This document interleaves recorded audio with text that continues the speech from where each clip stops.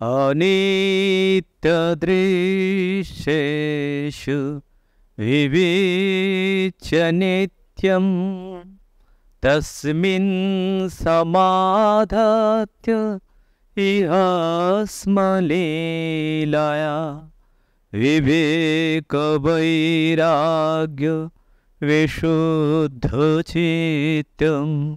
योऽसो विवेकी तमहं नमामि। नमस्तेऽतिराजाय विवेकानन्दसूरये सच्चित्सुखस्वरूपाय स्वामिने तापहारिणे।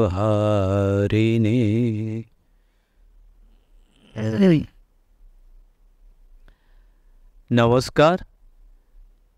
রামকৃষ্ণ মিশন আশ্রম সারগাছি ইউটিউবের যারা আছেন তাদের প্রত্যেককে অভিনন্দন, ভালোবাসা, শুভেচ্ছা জানাই।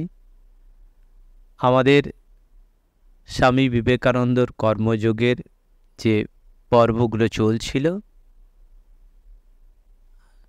গত পর্বেতে শুরু হয়েছিল নিজ নিজ কর্মক্ষেত্রে প্রত্যেকেই বড়।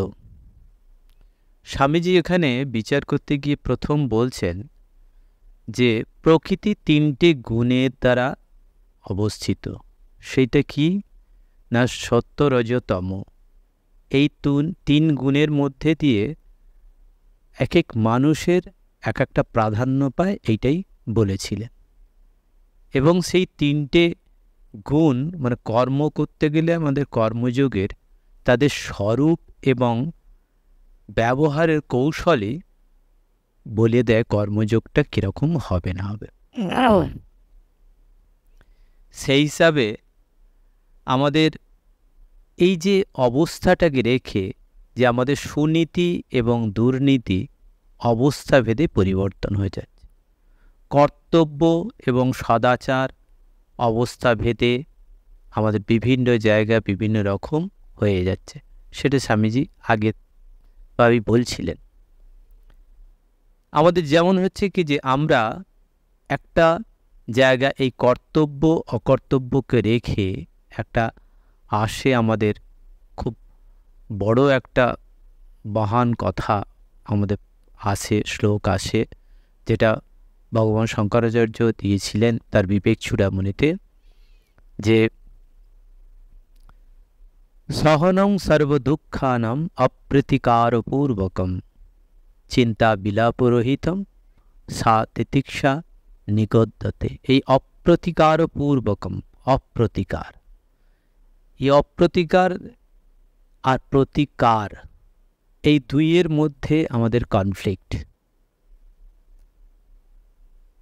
অপ্রতিকার করব না প্রতিকার করব। প্রতিকার করলে প্রতিবাদ, সেখানে আমাদের রাজসিক ভাবটাকে তুলতে হবে। আর অপ্রতিকার করব সে তো সত্যের একটা। কিন্তু এই দুটো হচ্ছে কি যে একই রকম, সত্য আর এত প্রচণ্ড তামসিকতা, যেটা পারছে না সেটা চুপচাপ বসে আছে, সেটাকে তামসিকতা। এই দুইয়ের জায়গাটা স্বামীজি কীরকমভাবে বলছেন। অনেক সময় আমাদের এর থেকে কি হচ্ছে, এই অপ্রতিকারও যেন একটা মহান আদর্শ দিয়ে গেছে, সেটা পাচ্ছি না, তার মানে নিজের কাছে একটা যেন ঘৃণা বোধ হচ্ছে। সেখানে একটা বলছেন যে নিজের উপরে বিশ্বাস যেন হারিয়ে ফেলছেন। তাই স্বামীজি বলছেন না, নিজের উপর বিশ্বাস রাখতে হবে। কারণ যদি বিশ্বাস না থাকে নিজের উপরে, তাহলে কখনোই কর্ম করতে পারবে। এবং কর্মটা প্রথমে আমাদের তামসিক থেকে উদ্ধার পেতে গেলে আমাদের রাজসিক হতে হবে, প্রতিবাদ করতে হবে। সেই তবে গিয়ে আমরা সত্যতে পরিণত হব, সত্যতে উপস্থিত হব। কারণ এই যে জায়গাটা বলছে যে আমরা এই অপ্রতিকার, এটা আমরা কি হয়েছে, মানুষ এই সবসময় একটা ত্রিতাপ জ্বালার মধ্যে থাকে। এই জ্বালার হচ্ছে কি যে তার তিনটে অবস্থা, আদি দৈবিক, আদি ভৌতিক এবং আধ্যাত্মিক অবস্থা। শরীর মনে সবসময় একটা জ্বালা যন্ত্রণা, লোকের সঙ্গে কুকথা, লোকের কাছে প্রতারিত হওয়া, এই সমস্তকে রেখে তার আধ্যাত্মিক একটা সমস্যা রয়েই যাচ্ছে। আধি ভৌতিক, তাকে কীট পতঙ্গ ছাপ ক্ষোভ, তার থেকে একটা তার জ্বালা যন্ত্রণা রয়ে যাচ্ছে। আদি দৈবিক হঠাৎ করে ঝড় বৃষ্টি, ঝঞ্ঝা, মহামারী, সাইক্লোন, ভূমিকম্প, এর মধ্যে দিয়ে তার জ্বালা, এই তিনের জ্বালা সবসময় আমাদের থাকছে। এর থেকে আমাদের উদ্ধার পেতে হবে। বলছে যে এইগুলো তো আসবেই, তো এগুলোকে কি করা যায়? এগুলো বলছেন যে এইগুলো হচ্ছে কি, যে সাধনায় অগ্রসর হতে হবে এবং এইগুলোকে আমাদের তিতিক্ষা করতে হবে, মানে সহ্য করতে হবে। এই সহ্য করে কি করতে হবে না, আমাদের সহ্য করে আমাদের মধ্যে একটা ক্ষমতা অর্জন করতে হবে, শান্ত হওয়ার ক্ষমতা। এটাই শেখাচ্ছে অপ্রতিকারপূর্বক। কিন্তু এটা বেশ চূড়ান্ত অবস্থা এবং বেশ অনেক উচ্চের অবস্থা। তার আগে সেই জন্যই বলছেন যে প্রতিবাদ, যেটা আমরা কর্তব্য এবং সদাচারের অবস্থা ভেদে ভিন্নতা দেখাচ্ছে, যে এটা আমাদের এইটা স্বীকার করা ছাড়া গত্যন্তর নেই। মানে যেটা কর্তব্যকে অবস্থা এবং সদাচার, এটা সবসময় ভিন্ন রকম। অন্যায়ের প্রতিকার করলেই সর্বক্ষেত্রে যে অন্যায় করা হলো তা কিন্তু নয়, কিন্তু অবস্থা বিশেষে অন্যায়ের প্রতিরোধ করাই মানুষের কর্তব্য হতে পারে। স্বামীজি আগেরবার বলছেন যে এই জায়গাটা যদি প্রতিরোধ না করে, প্রতিবাদ না করে, প্রতিকার না করে, তাহলে সমাজ অনেক সময় ভেঙে যেতে পারে, দুষ্ট লোকের হাতে পড়ে যেতে পারে। সেক্ষেত্রে কী করতে হবে? সেক্ষেত্রে আগে ওইটা করতে হবে। সেখানেই বলছেন যে স্বামীজি বলছেন যে আমাদের যে গীতার হচ্ছে কি, যে দ্বিতীয় অধ্যায়তে আমরা কি পাঠ করেছি, আমরা পেয়েছি, যে দেখাচ্ছে যে বিপক্ষগণ আত্মীয়, মানে অর্জুন দেখছে বিপক্ষগণ আত্মীয় ও বন্ধু বান্ধব এবং অহিংসাই পরম ধর্ম, এই অজুহাতে অর্জুন যখন যুদ্ধ করতে, মানে তিনি প্রতিরোধ করতে অনিচ্ছা প্রকাশ করলেন, মানে যুদ্ধ করতে চাইছেন না, তিনি দেখাচ্ছেন অপ্রতিকারপূর্বকম এইটা দেখে তাকে, সেটা বলছেন। তখন ভগবান শ্রীকৃষ্ণ বলছেন যে কাপুরুষ বলছেন, এটা কপট বলছেন। কেন বলছেন? যে এই যে এটা প্রধান বলছে, এটা একটা শিক্ষণীয় জিনিস। কীরকম না, এই সকল ব্যাপারে চরম বিপরীত, দুটো একই রকম। কীরকম বলছেন? যে চূড়ান্ত অস্তি আর চূড়ান্ত নাস্তি সবসময় সদৃশ। মানে এটাকে আমি বিজ্ঞানের দিক থেকে বলছেন যে আলোক কম্পন যখন অতি মৃদু হয় তখন আমরা তাকে সেগুলো আমাদের দৃষ্টিগোচর হয় না। আবার দ্রুত কম্পন যেগুলো দেখতে পায় না, প্রচণ্ড দ্রুত কম্পন, সেগুলো দেখতে পায় না। শব্দের ক্ষেত্রেও ঠিক একই রকম। নিম্নগ্রামের শব্দগুলো শোনা যায় না, বা অতি উচ্চ শব্দ যেগুলো উচ্চ গ্রামের আছে সেই শব্দগুলো শোনা যায় না। এই জন্য প্রতিকার ও অপ্রতিকার প্রভেদ ঠিক এই রকম। আমরা এই উচ্চ অবস্থার কথা বুঝতাম না। আমরা একটা কথা মনে পড়ে যাচ্ছে, ঠাকুর শ্রীরামকৃষ্ণ যখন দক্ষিণেশ্বরে ছিলেন, সেই অবস্থায় আমাদের হৃদয়ে একজন অবতার, অর্থাৎ পরমহংসের পিছনে পিছনে দৌড়েছিলেন। তিনি পাগল অবস্থা, সে এঁটো কাটাকে কুড়িয়ে খাচ্ছে, কুকুরের সঙ্গে থাকছে, এই অবস্থায়। তখন ঠাকুর চিনতে পেরেছেন এবং হৃদয় পিছনে পিছনে যাচ্ছে যে তার কৃপা পাওয়ার জন্য। এই যে দুটো অবস্থা একই রকম, একজন যে যার ব্রেন আপসেট হয়ে পাগল হয়ে যাওয়া, আর চূড়ান্ত পর্যায়ে উপস্থিত হয়ে পরমহংস অবস্থা, তার মনুষ্যত্বের হাইয়েস্ট জায়গাতে তিনি উপলব্ধি করে তার যে অবস্থা, দুটো একই রকম। ঠিক এই জায়গাটা আমাদের বোঝানো হচ্ছে কর্মে, যে প্রতিকার এবং অপ্রতিকার, অপ্রতিকার পূর্বক হাইয়েস্ট, কিন্তু তার আগে যে পৌঁছানোর জন্য প্রতিবাদ করতে হবে, সেই জায়গাটাকেই আমাদের বারবার বলছেন। সেই জন্য বলছেন যে একজন কোনো অন্যায়ের প্রতিকার করে না, কারণ সে দুর্বল, অলস ও প্রতিকারে অক্ষম। প্রতিকারের ইচ্ছা নাই বলিয়া করে না তা নয়, আর একজন জানে ইচ্ছে করলে সে দূর নিবার আঘাত হানতে পারে, তথাপি সে শুধু আঘাত করে না তাহা না, সে বরং শত্রুকে আশীর্বাদ করে। এই যে আশীর্বাদ, তার দুর্নিবার আঘাত করার, তা প্রতিবাদ করার ক্ষমতা আছে, কিন্তু তার কাছে সেই দয়া পরবশ হয়ে সে কিন্তু আশীর্বাদ করছে। এই ঠিক হচ্ছে কি যে তার প্রতিকার, এইটা তার ক্ষেত্রে প্রযোজ্য। সেজন্য বলছেন যে ব্যক্তি দুর্বলতাবশত প্রতিকার করে না সে পাপ করছে, সুতরাং অপ্রতিকার হতে সে কখনো সুফল অর্জন করে না। আর কি বলছেন পক্ষান্তরে, অন্য পক্ষে কি বলছে, যে অপর ব্যক্তি যদি প্রতিকার করে তবে পাপ করবে। যার শক্তি আছে সে প্রতিকার যদি করে তাকে সে পাপ করবে। এটাই বোঝাচ্ছে যে দুটো হচ্ছে কি যে একই রকম মনে হচ্ছে, কিন্তু দুটো ভিন্ন মেরুতে অবস্থান করছে, এটা বলছেন। যেমন তাই বলছেন যে বুদ্ধ নিজ সিংহাসন ও রাজপথ ত্যাগ করলেন, ইহা প্রকৃত ত্যাগ বটে, কিন্তু যাহা ত্যাগ করার কিছুই নেই, এমন ভিক্ষুকের পক্ষে ত্যাগের কোনো কথাই উঠতে পারে না।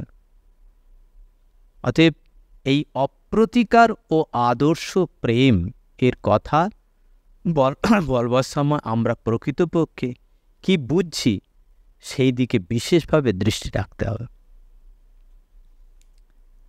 আগে সযত্নে বুঝতে হবে প্রতিকার করার শক্তি আমাদের আছে কি না। শক্তি থাকা সত্ত্বেও যদি প্রতিকার চেষ্টা শূন্য হই, তবে আমরা বাস্তবিক অপূর্ব প্রেমের কাজ করছি। কিন্তু যদি আমাদের প্রতিকার শক্তি না থাকে এবং নিজেদের মনকে বোঝাবার চেষ্টা করি আমরা অতি উচ্চ প্রেমের প্রেরণায় কার্য করছি, তবে আমরা ঠিক তার বিপরীত আচরণ করিতেছি। এটা হচ্ছে কি যে ঠকানো। আমার কাছে শক্তি নেই, আমি দুর্বল, আমি পারবো না, বললাম কি যে যা তোকে ছেড়ে দিলাম, না। এইটা বলছেন তার মনের মধ্যে। স্বামীজি বলছেন যে আমাকে যে আঘাত করেছে আমি প্রতিবাদ জানালাম না, কি না, এটা দুর্বলতা। পরে গিয়ে আমার মধ্যে কি হচ্ছে, বারবার মনের মধ্যে আমাকে কুরে কুরে খেতে থাকে, এই আমি কিছু বলতে পারলাম না, আমি কিছু করতে পারলাম না, এইটাই। সেটা বলছে যে সেটা বলছেন অর্জুনও তার বিপক্ষে প্রবল সৈন্যব্যূহ সজ্জিত দেখে ভীত হয়েছিলেন। স্নেহ ভালোবাসা বশত তিনি দেশের ও রাজার প্রতি কর্তব্য ভুলে গিয়েছিলেন, কারণ বিপরীত পক্ষ দেখছে যে আত্মীয় স্বজন, সেখানে কাকে মারবে সে আত্মীয় স্বজন। এবং আর একটা কি যে দোর্দণ্ড প্রতাপ, যিনি হচ্ছেন মহাজ্ঞানী ভীষ্ম, যার পারদর্শিতা হচ্ছে কি যে যিনি এই শত্রু নিধনের যার প্রচণ্ড শক্তি এবং তার গুরু দ্রোণাচার্য, তাদের বিপক্ষে যুদ্ধ করতে হবে। বিপক্ষে আছে কর্ণ, তিনিও কম যোদ্ধা নয়, বিশাল বড় মহারথী। এগুলোকে দেখে অর্জুন কিছুটা ভীতও হয়েছিলেন। আবার আত্মীয় স্বজনদের সঙ্গে যুদ্ধ করতে হবে, সেখানেও কিছুটা তার মধ্যে কি হচ্ছে, যে একটা স্নেহের এর থেকে তার মধ্যে একটা দুর্বলতা জেগেছে। এখান থেকে সে বলছেন যে এই দুর্বলতা ত্যাগ করো, ত্যাগ করে স্বামী, এবং কি বলছেন ভগবান কৃষ্ণ বলছেন যে পণ্ডিতের মতো তুমি কপট, শ্রীকৃষ্ণ তাকে কপট বলছে পণ্ডিতের মতো কথা বলছো, অথচ কাপুরুষের মতো কাজ করছো। ওঠো, উঠে দাঁড়াও, যুদ্ধ কর। তাই জন্য বলছেন, ভগবান বলছেন, কি বলছেন, বলছেন অস্বচ্ছ অন্ন শোচস্ব প্রজ্ঞাবাদাংশ্চ ভাষসে গতাসু ন গতাসংশ্চ নানুশোচন্তি পণ্ডিতাঃ। এই যে অস্বচ্ছ অন্ন শোচস্তম ত্বম অস্বচ্ছান, মানে তুমি যাদের শোক করা উচিত না তাদেরই করছো, তুমি শোক করছো, তাদেরই অনুশোচনা করছো। প্রজ্ঞাবাদাংশ ভাষসে, পণ্ডিতের মতো কথা তুমি বলছো। কি গতাসুন অগতাসুং চ, গতাসুন মানে যাদের গত হয়েছে, প্রাণ গেছে, আর অগতা অসুঞ্চ, এবং যারা জীবিত তাদের জন্য তো শোক করার দরকার নেই। তেমন হচ্ছে যে পণ্ডিতরা এ দুজনের জন্য শোক করে না, তা তুমি কেন করছো? বলছে যাদের জন্য শোক করা কোনো কারণ নেই, তুমি তাদের জন্য শোক করছো। এদিকে জ্ঞানীর মতো কথা বলছো, কিন্তু যারা প্রকৃত জ্ঞানী, তত্ত্বজ্ঞানী, তারা কি মৃত বা জীবিত কারো জন্য শোক করে না। আর কি বলছেন? আর বলছেন যে এই যে যুদ্ধ করতে বলছেন ভগবান শ্রীকৃষ্ণ অর্জুনকে, যে তুমি যে অপ্রতিকারপূর্বকম বলছো, আগে প্রতিকার করো। কারণ তুমি কিসের জন্য? তুমি রাজধর্ম পালন করাই তোমার প্রধান কর্তব্য, তুমি ক্ষত্রিয়, তোমাকে এই বীর্য অবলম্বন করে, তোমাকে ন্যায় মানে হচ্ছে কি যে ধনু ধরে যুদ্ধ করে, তোমাকে পরাস্ত করে, তোমাকে দেশ রক্ষা করতে হবে। তাই বলছেন যে হতো বা প্রাপ্স্যসি স্বর্গম জিত্বা বা মোক্ষসে মহিম তস্মাৎ উত্তিষ্ঠ কৌন্তেয় যুদ্ধায় কৃতনিশ্চয়। যদি বলছেন যে হতো বা প্রাপ্স্যসি স্বর্গম, হতো যদি তুমি যুদ্ধে হত হও, নিহত হও, তাহলে তুমি স্বর্গ পাবে, স্বর্গলাভ। আর কি বলছেন যে জিতবা বা ভোক্ষসে মহিম, এবং তুমি যদি যদি যুদ্ধে জয়লাভ করো, তাহলে পৃথিবী ভোগ করবে। বীর ভোগ্যা বসুন্ধরা, বীরেরাই পৃথিবী ভোগ করে। তাই বলছেন যুদ্ধে যদি তোমার শরীর যায়, তাহলে তোমার স্বর্গলাভ হবে, আর যদি জয় লাভ হয় তাহলে পৃথিবী ভোগ করবে। আর কি বলে? তস্মাৎ উত্তিষ্ঠ কৌন্তে, অতএব হে কৌন্তে পুত্র, তুমি ওঠো, জাগো। কি করতে বলছে? যুদ্ধায় কৃতনিশ্চয়, যুদ্ধের জন্য তুমি ওঠো, তুমি যুদ্ধের জন্য প্রস্তুত হও। আর হচ্ছে কৃতনিশ্চয়, দৃঢ় সংকল্প করো যে আমাকে যুদ্ধ করতে হবে, প্রতিবাদ করতে হবে, প্রতিকার করতে হবে, কারণ তোমার এইটাই কর্তব্য, সেই কর্তব্য।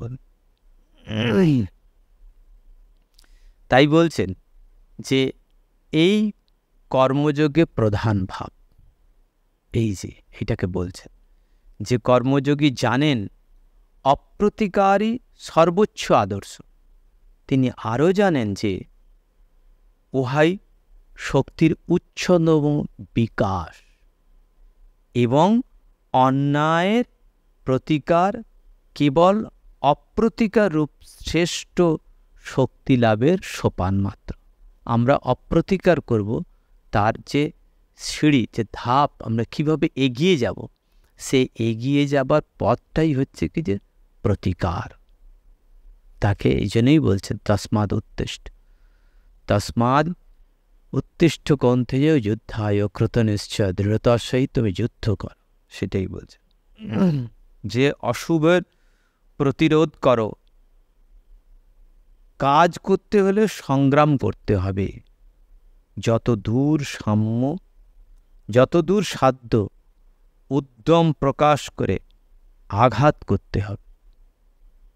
এই প্রতিকারের শক্তি যার আয়ত্ত হয়েছে তার পক্ষেই অপ্রতিকার বা ধর্ম বা পুণ্যকর্ম।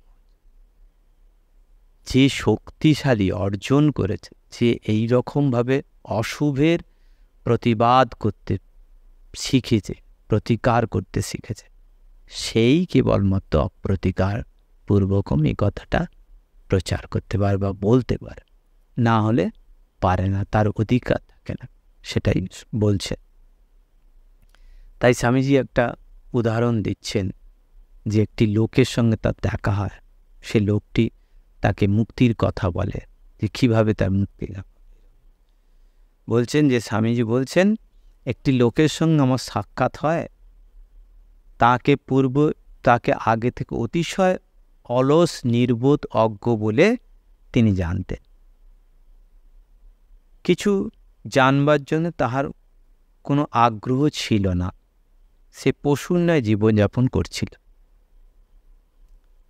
আমার সঙ্গে দেখা হলে সে আমাকে জিজ্ঞাসা করলেন, ঈশ্বর লাভের জন্য আমাকে কি করতে হবে, কি উপায় আমি মুক্ত হব, যা জিজ্ঞেস করছে স্বামীজি। স্বামীজি বলছেন যে তুমি মিথ্যা কথা বলতে পারো কি? সে বলল না। তখন স্বামীজি বললেন, তবে তোমার মিথ্যা কথা বলতে শিখতে হবে। একটা পশুর মতো বা কাষ্ঠলস্ত্রের মতো জড়বৎ জীবনযাপন করা অপেক্ষা মিথ্যা কথা ভালো। খান মানে হচ্ছে কর্ম। তুমি নিষ্কর্ম হবে চলবে না। যখন তোমার কাছ থেকে কর্ম খসে পড়বে, কর্ম করে কর্মের পূর্ণতার মধ্যে দিয়ে খসে পড়বে, তখনই তুমি নিষ্কর্ম। তার আগে তুমি কর্ম করতে হবে। এই জন্যই বলছেন যে কর্ম করা ভালো। তুমি অকর্মণ্য, কর্মের অতীত যে অবস্থায় মন সম্পূর্ণ শান্ত ভাব অবলম্বন করে এবং যাহা সর্বোচ্চ অবস্থা, তুমি নিশ্চয়ই তাহা লাভ করনি। আমরা শান্তভাব কখন করি? যখন কর্মশীলতা এবং এই অকর্মণ্য দুটোকে আমরা সাম্য করতে পারি। প্রচণ্ড কর্মগতি এবং তার সঙ্গে অকর্মণ্য, এই দুটোকে এক তবেই মাত্র আমরা সেই শান্তভাব আসবে। সেটা যদি না আসে তাহলে অলসভাবে, অলসতা, তামসিকতা, সেই তামসিকতা স্বামীজি চাইছেন না। তিনি চাইছেন রাজসিকতার মধ্যে দিয়ে তাকে অগ্রসর হতে হবে সত্যের দিকে, মানে সাত্ত্বিকতার দিকে। তাই বলছেন, তুমি এতদূর জড় প্রকৃতি যে একটা অন্যায় কাজও করতে পারো না। স্বামীজি তাকে তিরস্কার করছে। তুমি আগে অন্যায় কাজ করা শেখো। বলছে যে লোকটির কথা বলছি, স্বামীজি বলছেন যে লোকটির কথা বলছি তাহার মতো তামসিক প্রকৃতির লোক সচরাচর দেখা যায় না। সম্পূর্ণ নিষ্ক্রিয়, স্বামীজি বলছেন এই অবস্থাটা বলার কারণ কি, সম্পূর্ণ নিষ্ক্রিয় অবস্থা বা শান্ত ভাব লাভ করতে হলে মানুষকে কর্মশীলতার মধ্যে দিয়ে অগ্রসর হতে হবে। কারণ না হলে সে পারবে না। আগে কর্ম করতে। আলস্য সর্বপ্রকারে ত্যাগ করতে হবে। ক্রিয়াশীলতার অর্থে সর্বদাই প্রতিরোধ বোঝাইয়া থাকে। তোমাকে প্রতিরোধ মানসিক ও শারীরিক সর্বপ্রকারের অসৎভাবে প্রতিরোধ করো। যখন তুমি এই কার্য সফল হবে তখন শান্ত হবে। একথা বলা অতিশয় সহজ যে কাহাকে ঘৃণা করি না, কোনো অমঙ্গলের প্রতিকার করি না, কিন্তু কার্যক্ষেত্রে ইহার কি অর্থ দাঁড়া তাহা আমরা জানি।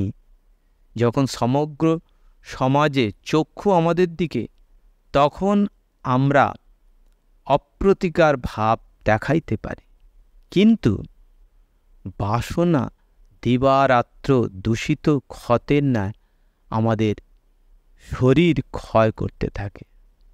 কিসের না? যথার্থ অপ্রতিকার হইতে প্রাণে যে শান্তি আসে, আমরা তাহার একান্ত অভাব অনুভব করি। মনে হয় প্রতিকার করাই ভালো ছিল। এই যে অপ্রতিকার আমরা বলছি, কিন্তু মনের মধ্যে একটা ক্ষত সৃষ্টি হচ্ছে, এই জায়গাটা তিনি চাচ্ছেন। তোমার যদি অর্থের বাসনা থাকে এবং যদি তুমি জানো যে সমগ্র জগৎ ধনলিপ্সু পুরুষকে অসৎ বলে মনে করে, তবে তুমি হয়তো অর্থের অন্বেষণে প্রাণপণ চেষ্টা করতে সাহসী হইবে না, কিন্তু তোমার মন দিবারাত্র অর্থের দিকে দৌড়তে থাকবে। এরূপ ভাব কপটতা মাত্র, ইহার দ্বারা কোনো কার্যসিদ্ধি হয় না। সংসারে সমুদ্রে ঝাঁপ দাও, কিছুদিন পর যখন সংসারে সুখ দুঃখ যা কিছু আছে ভোগ করে শেষ করবে, তখনই বৈরাগ্য আসবে, তখনই শান্ত হবে। অতএব প্রভুত্ব লাভের বাসনা এবং অন্যান্য যা কিছু বাসনা আছে, যখন জানতে পারবে এগুলি অতি ক্ষুদ্র জিনিস, কিন্তু যতদিন না তোমার বাসনা পূর্ণ হচ্ছে, যতদিন না তুমি ক্রিয়াশীলতার মধ্যে দিয়ে যাচ্ছ, ততদিন তোমার পক্ষে আত্মসমর্থনের ও বৈরাগ্যের ভাব লাভ করা অসম্ভব। এই প্রশান্তি সহস্র সহস্র বৎসর ধরে প্রচারিত হইয়া আসছে। প্রত্যেককে বাল্যকাল হইতে ইহা শুনিয়া আসিতেছে, তথাপি ওই অবস্থা লাভ করিয়াছে এ লোক জগতে খুব কম দেখতে পাওয়া যায়। আমি তো অর্ধেক পৃথিবী ঘুরে, স্বামীজি বলছেন, আমি অর্ধেক পৃথিবী ঘুরে দেখেছি, বেরিয়েছি, কিন্তু আমার জীবনে যথার্থ শান্ত ও প্রতিকার চেষ্টা শূন্য 20 জন মানুষ দেখিয়াছে কিনা সন্দেহ। তাই আমাদের এই দুটি একই রকম।